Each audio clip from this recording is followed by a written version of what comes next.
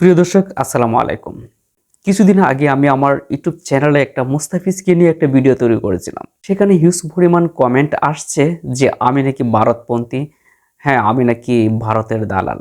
কিন্তু না, বিষয়টা আপনাদেরকে আমি আবারও বুঝিয়ে বলছি।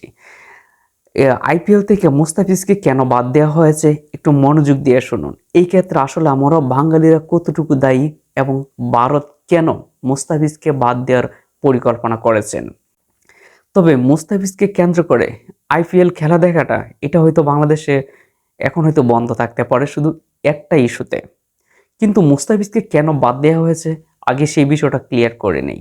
কিছুদিন আগে হাসনাত আব্দুল্লাহ যখন ভারতের সেভেন সিস্টার্স নিয়ে একটা হুঙ্কার দিয়েছিল যে সেভেন সিস্টারকে ভেঙে দেওয়ার পরিকল্পনা করেছে, তখন শুধু বাংলাদেশে নয় পুরো ভারত জুড়ে বেশ কয়েকটা অঙ্গরাজ্যে এই নিউজটিকে খুব গুরুত্ব সহকারেই দেখেছে ভারত সরকার।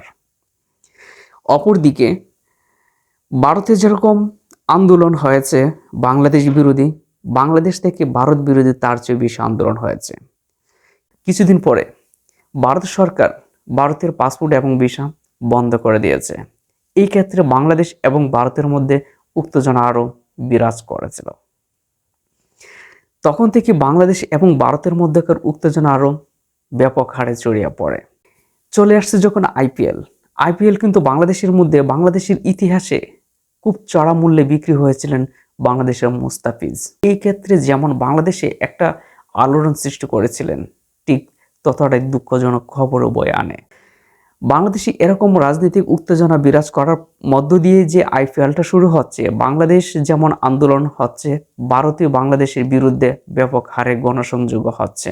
এই ক্ষেত্রে যদি আইপিএল মুস্তাফিজকে নেওয়া হয় তখন মুস্তাফিজের ওপর আক্রমণ আসতে পারে, কারণ ভারতের কিছু কিছু জনগণ বাঙালিদের ওপর ভীষণ ক্ষিপ্ত। মুস্তাফিজের সিকিউরিটি বিষয়টাকে মাথায় রেখেই ভারত এই সিদ্ধান্ত উপনীত হয়েছে যে মুস্তাফিজকে আইপিএল থেকে দূরে রাখা, আর অন্যথায় কোনো কারণ নেই।